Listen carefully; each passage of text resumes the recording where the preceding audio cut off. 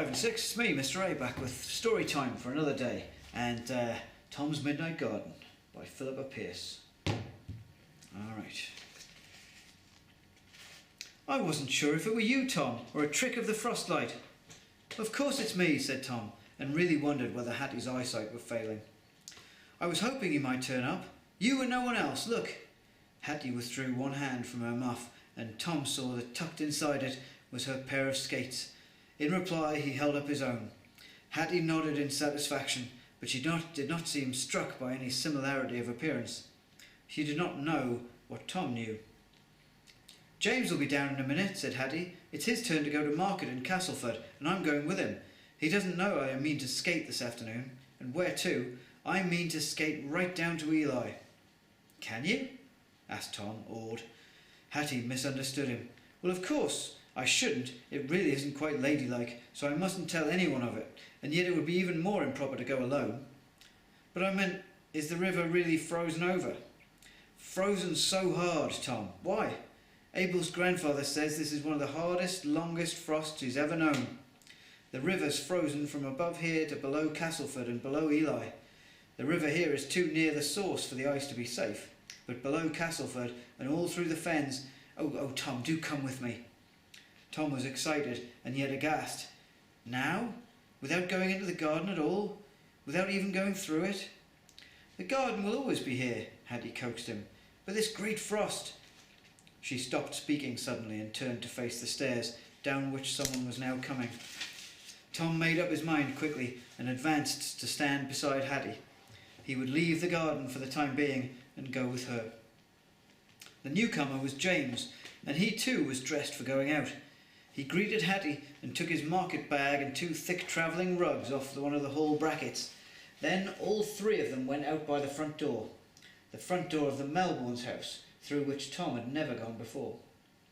Outside in the drive, a pony and trap were waiting, with Abel at the pony's head.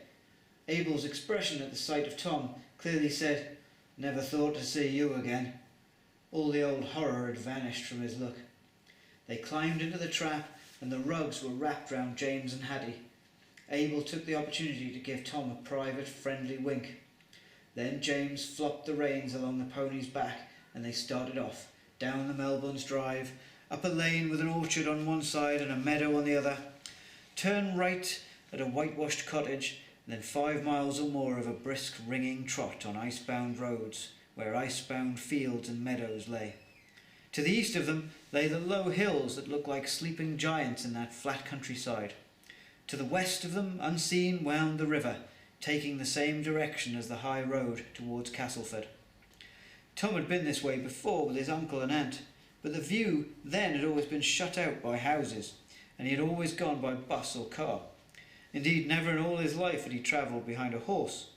Now he watched in fascination at the muscular movement of the pony's foreshortened back and its hindquarters, almost under his feet. He felt the harsh springiness of the untired wheels as they bowled along. They reached Castleford in a market day throng. James put up the pony and trap at the University Arms, an odd name for the inn since Castleford has no university. Many of the farmers, millers and other businessmen from the country parts seemed to be doing the same.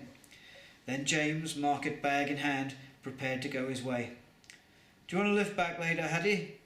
"Thank you, Cousin James," she said, "but I don't quite know when I shall be ready to return."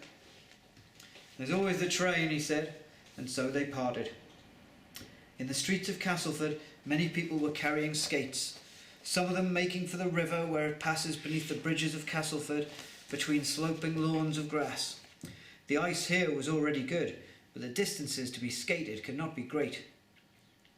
Hattie was after something better. She took some of the narrower back streets, darted with Tom after her down a certain gas lane, and so brought him at last to the river where it begins to leave Castleford, broadening and deepening as it goes. Here it prepares to enter the fenland, where many other waterways, loads and cuts and drains, with a man-made directness, rivers with ancient meanderings, will in their own time join it. The stream that flowed narrowly across the meadow from Hattie's garden becomes already, before Ely, the great Ouse. Below Ely, the greatness of the Ouse swallows up whole rivers, like the Lark and the Wissey, and so it goes on, to be swallowed up itself in the greatness of the sea.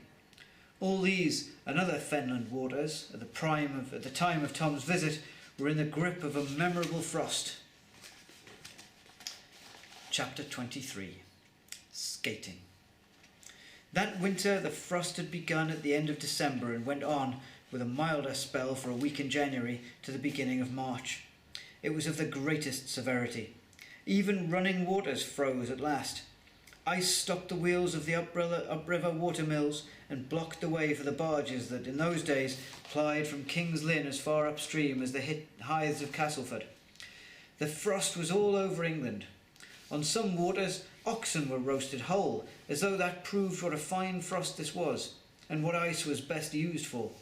On the Cherwell at Oxford, a coach with 6 horses was driven down the middle of the frozen river, to the great satisfaction of all concerned.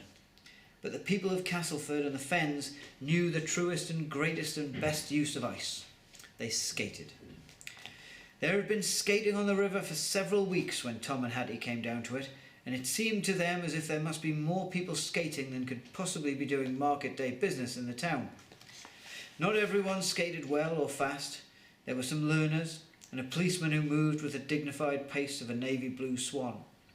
There was also the newer fashion of skating, figure skating. Hattie pointed it out to Tom.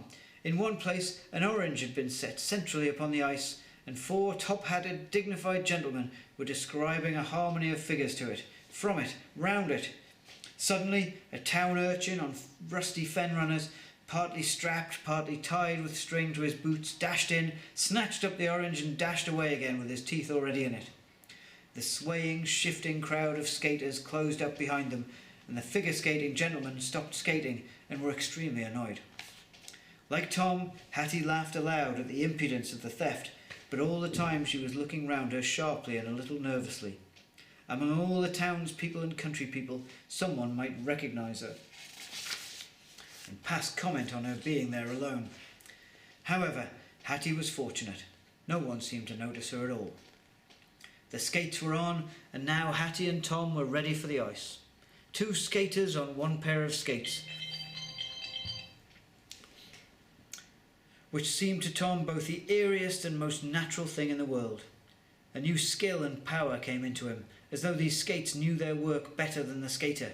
He could skate as well as Hattie, because he had her skates. The only difference between them was that his blades left no cut or bruise upon the surface of the ice in travelling over it. They did not skate with linked hands, as many skating partners did, for fear of the odd appearance being noticed. But once they had left behind the thick crowds of sociable skaters just below the town, they skated abreast, keeping time together stroke for stroke. There was no wind at all that afternoon, and they cut through the still air faster and faster. All right, we'll carry on with this tomorrow. Meantime, have a great day, everybody, and I'll see you then. Bye-bye.